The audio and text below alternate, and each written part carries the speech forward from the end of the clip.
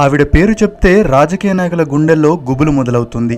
నిజాయితీ గల ఈ ఆఫీసర్ గురించి చెప్పాలంటే 2009 బ్యాచ్ కర్ణాటక కేడర్. కేవలం 6 సంవత్సరాల సర్వీస్లోనే 9 సార్లు ట్రాన్స్ఫర్ చేశారంటే ఆమె ధైర్యం తెగువ ఎలాంటిదో అర్థం చేసుకోవచ్చు. చూడ్డానికి సింపుల్ గా కనిపించిన అవినీతి అక్రమాలు అంటే మాత్రం భద్రకాళిలా మారిపోతుంది. తప్పు చేసింది ఎవరైనా సరే అస్సలు వదిలిపెట్టదు. అందుకేనేమో ఆవిడంటే కర్ణాటకలోని నాయకులకు మంట, భయం. ఆమె అడుగు పెడితే అక్కడ అవినీతి పరులు హడలెత్తిపోవాల్సిందే, పనిచేయని ఉద్యోగులు విలవిల్లాడాల్సిందే. కొందరు ఆఫీసర్లు మొండి వాళ్ళుంటారు. రాజకీయ నాయకులు ఏం చెప్పినా అస్సలు మాట వినరు. అందుకే ఇష్టం వచ్చినన్ని సార్లు ఆమెను ట్రాన్స్ఫర్ చేసేశారు.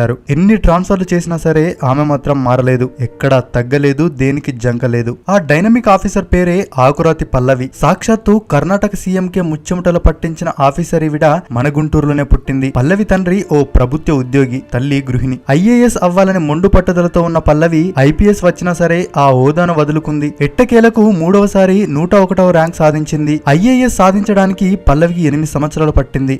దానికి కారణం చిన్నప్పటి నుండి తెలుగు మీడియంలోనే చదవడం వల్ల. తెలుగు మీడియంలో గవర్నమెంట్ స్కూళ్లలో చదివిన ఐఏఎస్ సాధించడానికి ఇబ్బంది కాదని నిరూపించడానికి పల్లవి ఓ ఉదాహరణ. అంతేకాదు తెలుగు మీడియంలో ఐఏఎస్ పాస్ అయిన మొదటి మహిళ ఆకురాతి పల్లవే. మొత్తానికి ట్రైనింగ్ పూర్తి చేసుకుని కర్ణాటకలో కలెక్టర్ గా అడుగుపెట్టింది. ఎక్కడ రాజీపడని తత్వం ఆమెకి ఇబ్బందులతో పాటు శత్రువులను కూడా తెచ్చిపెట్టింది. మొండి రాజకీయ నాయకుల పాలిట జగమొండిలా తయారయ్యింది. వాళ్ళు ఏది చెప్పినా దానికి తలూపుతూ ఐఏఎస్ అనే ఆఫీసర్లా కాకుండా నికార్సైన ఐఏఎస్ ఆఫీసర్ గా తన మార్కుని చూపించింది. పల్లవి పనితీరు గురించి చెప్పడానికి చాలా సంఘటనలే ఉన్నాయి, కానీ వాటిలో కొన్ని ముఖ్యమైన వాటి గురించి చెప్పుకుందాం. పల్లవి ఇంటర్మీడియట్ బోర్డు డైరెక్టర్ గా ఉన్నప్పుడు ఆమె వాట్సాప్ కి ఓ మెసేజ్ వచ్చింది. ఆ మెసేజ్ లో ఆ రోజు జరగాల్సిన కెమిస్ట్రీ పేపర్ ఉంది. ఇంటర్ ఎగ్జామ్ రాయాల్సిన ఓ కుర్రాడు పంపిన మెసేజ్ అది. కర్ణాటకలో ఇంటర్ పేపర్లు లీక్ అవడం అక్కడ మామూలు విషయమే. కానీ పల్లవి ఆ మెసేజ్ చూసి లైట్ తీసుకోలేదు. వెంటనే ఎగ్జామ్ ని రద్దు చేసి మళ్లీ ఎగ్జామ్ పెట్టారు. విచిత్రం ఏమిటంటే రెండోసారి పెట్టిన ఎగ్జామ్ పేపర్ కూడా లీక్ అయింది.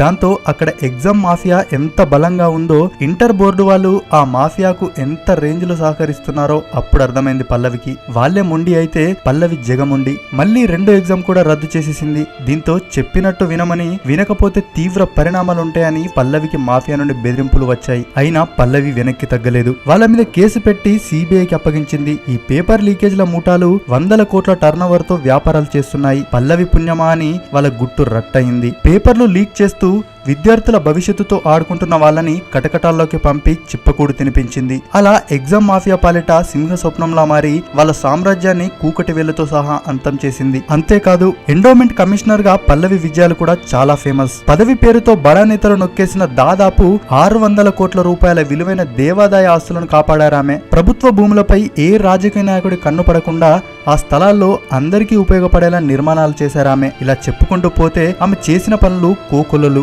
ఆడపిల్లలకి కష్టం వచ్చినా సరే పల్లవి క్షణాల్లో ముందుంటుంది. ఒకసారి పల్లవి సకలేష్పూర్ లో సబ్ డివిజనల్ మెజిస్ట్రేట్ గా ఉన్నప్పుడు ఓ ముస్లిం మహిళ పొలానికి వెళ్లే దారిని ఒకడు ఆక్రమించుకుంటే అతనికి ఎదురు తిరిగి ఆ మహిళకి న్యాయం చేసింది. కొన్ని రోజుల తర్వాత పల్లవి ట్రాన్స్ఫర్ అయి వెళ్లిపోతుంటే ఆ ముస్లిం మహిళ వచ్చి పల్లవి చేతులు పట్టుకొని మేడం మీరు వెళ్లొద్దు అంటూ ఏడ్చేసిందంటే పల్లవి గొప్పతనం ఏంటో అర్థం చేసుకోవచ్చు. కేవలం ఉద్యోగాలనే కాదు, అంతకు మించిన సేవ కూడా చేస్తుంది పల్లవి. సొంత ఖర్చులతో సివిల్స్ కి ప్రిపేర్ అయ్యే వారికి ఉచితంగా శిక్షణ ఇస్తుంది. పేదమ్మాయిలకైతే తన ఇంట్లోనే ఆశ్రయం ఇచ్చి కోచింగ్ ఇప్పిస్తోంది. వారి ప్రతి అవసరాన్ని తీరుస్తుంది. ఇక పల్లవి పెళ్లి కూడా చాలా సింపుల్ గా ఓ గుడిలో సంప్రదాయం ప్రకారం జరిగింది.